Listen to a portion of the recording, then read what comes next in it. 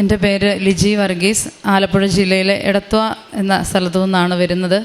എനിക്ക് 3 മക്കളാണുള്ളത്. മൂത്ത മകളാണ് ഇത് ആൻലിൻ സൂസൻ ചെറിയാൻ. ഇത് ഇളയാളാണ്. ഞാൻ ജനുവരി 24-ാം തീയതി ഇവിടെ വന്ന ഉടമ്പടി എടുത്ത്, അതായത് നമ്മൾ പത്രത്തിലൂടെയൊക്കെ മാതാവിൻ്റെ സാക്ഷ്യമൊക്കെ വായിക്കുമ്പോൾ എന്നെയും ഇങ്ങനെ ഒരു സാക്ഷിയാക്കണേ എന്ന് ഞാൻ മാതാവിനോട് പ്രാർത്ഥിച്ചുകൊണ്ട് തന്നെയാണ് ഉടമ്പടി എടുത്തത്. ഉടമ്പടി എടുത്ത് 2-ാം പൊക്കം എൻ്റെ വീട്ടിൽ വെച്ച് ഈ നെല്ലിനൊക്കെ പോള കരിയാൻ അടിക്കുന്ന പാരക്കോട്ട് എന്ന് പറഞ്ഞ ഒരു വിഷവസ്തുവാണ്. അത് അടിച്ചതിൻ്റെ ബാക്കി എൻ്റെ വീട്ടിൽ ഇരുന്നത് ഇളയ ആൾ അതെടുത്തപ്പോൾ അത് വിഷമാണെന്ന് പറഞ്ഞ് അതിൽ മണ്ടയ്ക്കത്തെ അടപ്പില്ല, അകത്തോട്ടുള്ള ഒരു വെള്ള അടപ്പ് മാത്രമേ ഉണ്ടായിരുന്നുള്ളൂ.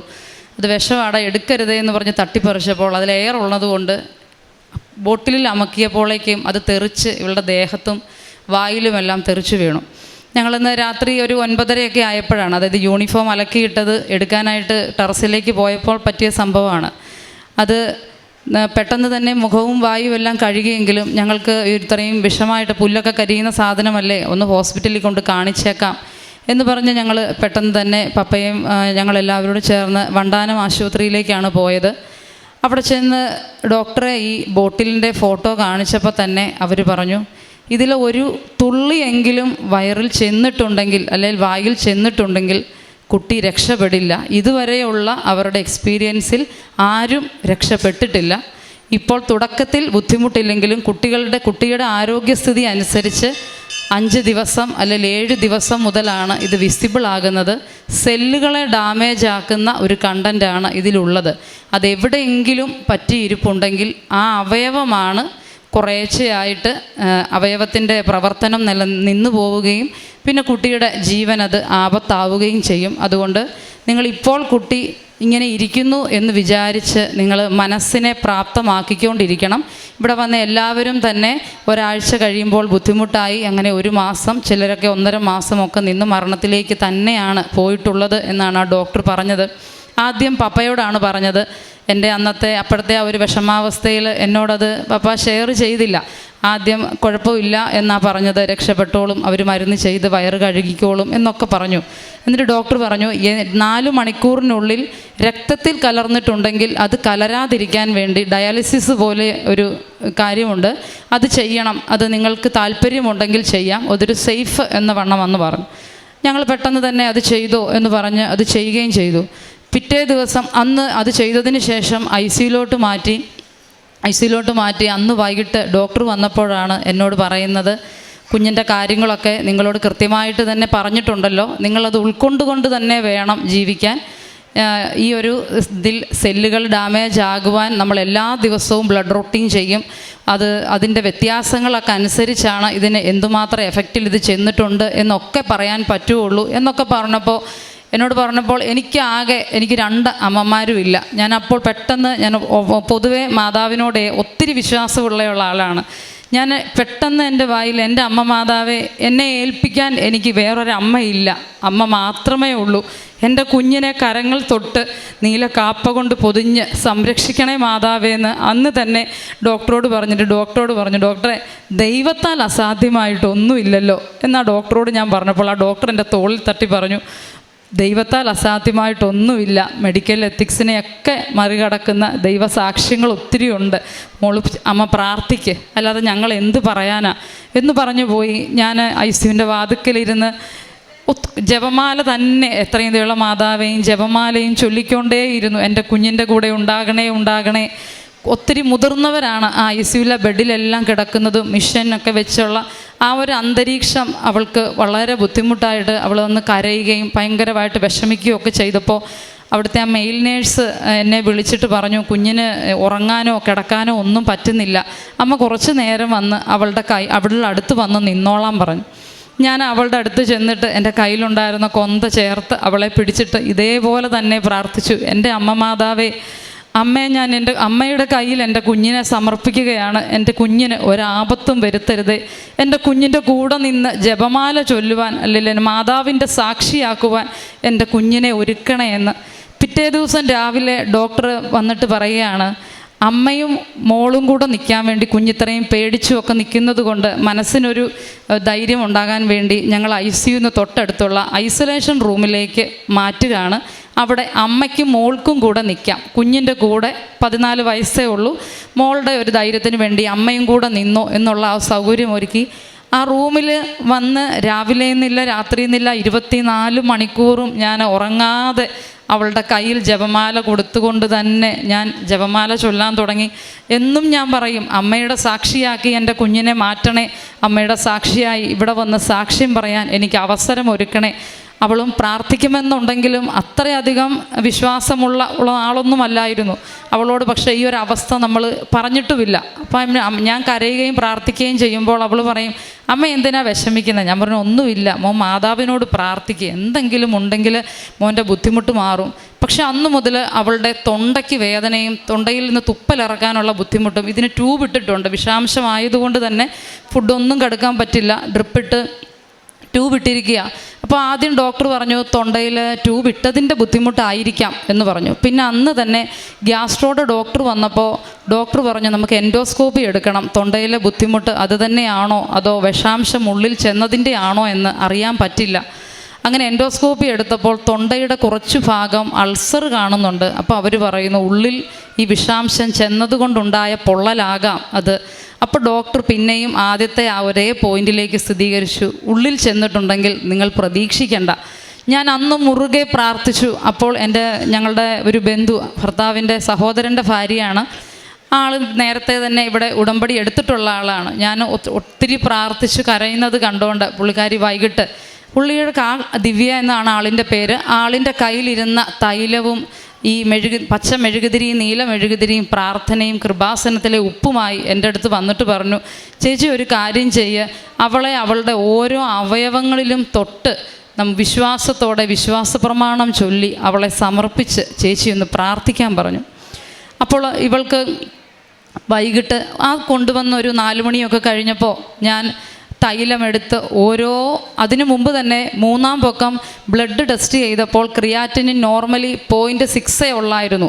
3-ാം പൊക്കം 0.9, പെട്ടെന്ന് 0.9 മാറിയപ്പോൾ ആ ഡോക്ടർ അന്ന് വൈകിട്ട് വിസിറ്റിങ്ങിന് വന്നപ്പോഴും പറഞ്ഞു ക്രിയാറ്റിനിൻ്റെ ലെവലിൽ വേരിയേഷൻ വരാൻ തുടങ്ങിയിട്ടുണ്ട്, അതുകൊണ്ട് കിഡ്നി ഡാമേജ് ആകുന്നതാണ് ഇതിൻ്റെ ഫസ്റ്റ് ഇത്. അത് കഴിഞ്ഞാണ് ശ്വാസമുട്ടൽ പോലെയുള്ള ബുദ്ധിമുട്ടുകൾ ഉണ്ടാകുന്നത്.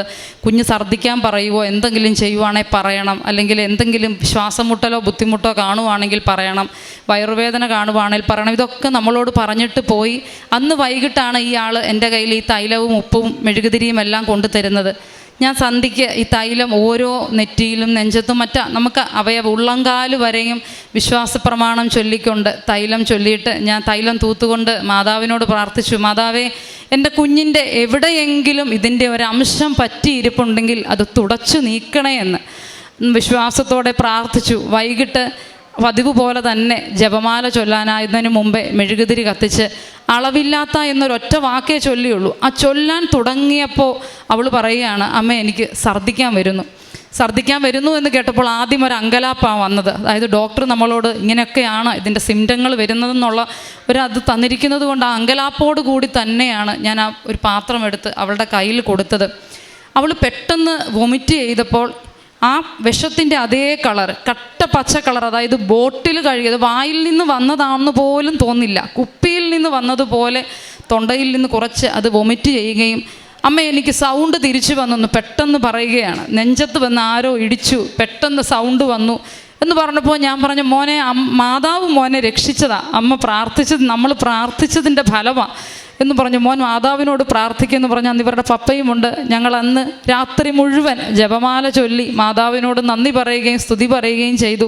പതിവ് പോലെ പിറ്റേ ദിവസം ബ്ലഡ് റൊട്ടീൻ ചെയ്തു. റിസൾട്ട് പഴയ പോലെ തന്നെ 0.9 നിന്ന് 0.7 മാറി. ഡോക്ടർ ഞങ്ങളെ നോക്കി ഒരു സമാധാന വാക്ക് പറഞ്ഞു. പിറ്റേ ദിവസം തലേന്ന് പറഞ്ഞിരുന്നത് കുഞ്ഞിൻ്റെ ക്രിയാറ്റിനിൻ്റെ ലെവൽ കൂടുന്നു, പിന്നീട് കുഞ്ഞിനെ ഇനി ICUലേക്ക് മാറ്റും, അമ്മയ്ക്ക് കൂടെ നിൽക്കാൻ പറ്റില്ല, ഞങ്ങൾ പറഞ്ഞതെല്ലാം വില്ലിങ്ങായി മനസ്ഥിതിയോടെ വേണം നിങ്ങൾ ഈ കുഞ്ഞിൻ്റെ കൂടെ ഹോസ്പിറ്റലിൽ നിൽക്കാനെന്നാണ് പറഞ്ഞിരിക്കുന്നത്. 2 ദിവസം കഴിഞ്ഞു, ബ്ലഡ് റൊട്ടീൻ 0.6 മാറി. വേറെ ബുദ്ധിമുട്ടുകളൊന്നുമില്ല. കുഞ്ഞിന് കഴിക്കാൻ കൊടുക്കാൻ പറഞ്ഞു. ഞാൻ കഴിക്കാൻ കൊടുക്കുന്നതിന് മുമ്പ് തന്നെ കൃപാസന മാതാവിൻ്റെ ഉപ്പുണ്ടായിരുന്നു, അതിലൊരു നുള്ള് നാക്കിൽ തൊട്ട് കൊടുത്തിട്ട് പറഞ്ഞു, മോൻ ആഹാരം കഴിക്കുന്നതിന് മുമ്പേ ഇത് തൊണ്ടയിലൂടെ ഒന്ന് ഉപ്പ് രസം ഒന്ന് ഇറക്ക്. അങ്ങനെ ഇറക്കുകയും ഫ്ലൂയിഡ് വെള്ളത്തിൽ കരിക്കും വെള്ളവും കഞ്ഞിവെള്ളവും കൊടുത്തു നോക്കാൻ പറഞ്ഞു. അതിലെല്ലാം മാതാവിൻ്റെ ഉപ്പ് വിശ്വാസ പ്രമാണം ചൊല്ലിക്കൊണ്ട് തന്നെ ആഡ് ചെയ്ത് അവളുടെ വായിലേക്ക് കൊടുക്കുകയും അത് വിഴുങ്ങുകയും അവൾക്കൊരു ബുദ്ധിമുട്ടുമില്ലാതെ പിന്നീട് പിന്നെ തൊട്ട് ഛർദ്ദിച്ചിട്ടുമില്ല. അതുപോലെ തന്നെ ആഹാരം ഇറക്കുന്നതിന് ബുദ്ധിമുട്ടില്ല. അവൾക്ക് ബ്ലഡ് റൊട്ടീൻ ചെയ്തിട്ട് ആദ്യം വന്ന അതേ അവസ്ഥയിലേക്ക് ബ്ലഡ് റൊട്ടീൻ വരികയും പിറ്റേ ദിവസം ഇവളെ റൂമിലേക്ക് മാറ്റുകയുമാണ്.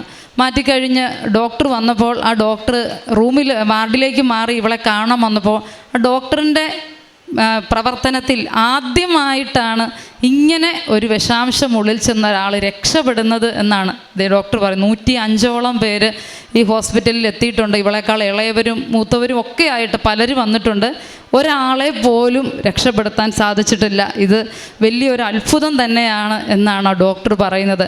ഉറപ്പായിട്ടും എൻ്റെ മാതാവ് എൻ്റെ കുഞ്ഞിനെ രക്ഷിച്ചതാണ്. എൻ്റെ മാതാവിൻ്റെ ശക്തിയാണ്. എൻ്റെ മാതാവ് വന്ന് എൻ്റെ കുഞ്ഞിനെ സാക്ഷിയാക്കുക, മാതാവിൻ്റെ സാക്ഷിയാക്കണമെന്ന് മാത്രമേ ഞാൻ പ്രാർത്ഥിച്ചുള്ളൂ.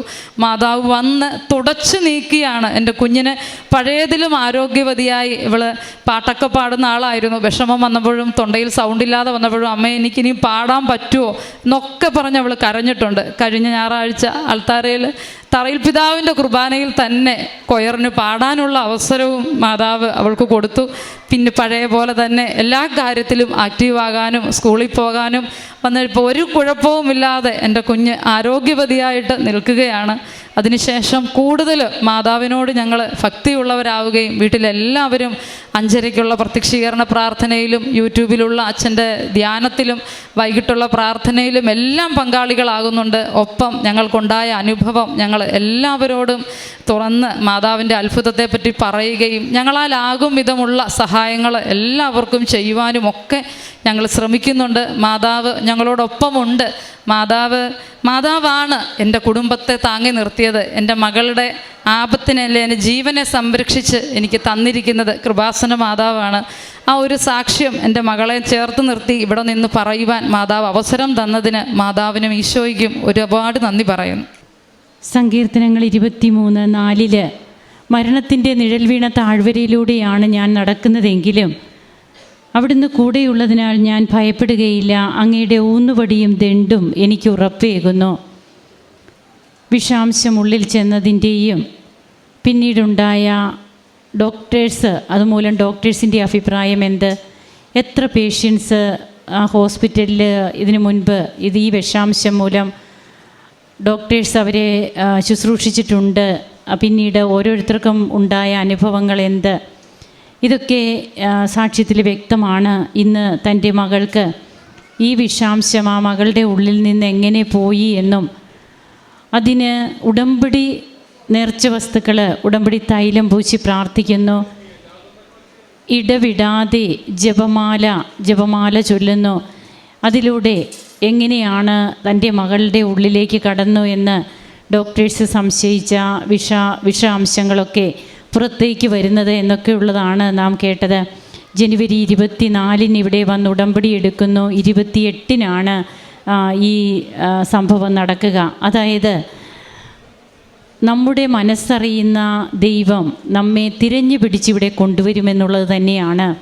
അമ്മയ്ക്കറിയാം ഇത് എന്തൊക്കെയാണ് സംഭവിക്കാൻ പോകുന്നതെന്ന്. അമ്മ അതിനു മുൻപേ വ്യക്തികളെ ഇവിടെ കൊണ്ടുവരുന്നു, ഉടമ്പടി എടുക്കുന്നു. പിന്നീട് അങ്ങോട്ട് അമ്മയോട് ചേർന്നുള്ള ഒരു ജീവിതത്തിൽ ഈ ഒരു സംഭവം നടന്നത് മൂലം അമ്മയുടെ പ്രത്യക്ഷീകരണത്തിൻ്റെ സാക്ഷിയാക്കണമേ എന്നുള്ള തൻ്റെ ആ പ്രാർത്ഥന, അതിന് ഇന്നിവിടെ വന്ന് സാക്ഷ്യം പറയുവാനും അതുമൂലം ദൈവത്തെ മഹത്വപ്പെടുത്താനുമൊക്കെ തങ്ങൾക്ക് കഴിഞ്ഞതിന് ഈ കുടുംബം ഒന്നു ചേർന്ന് നന്ദി പറയുകയാണ്.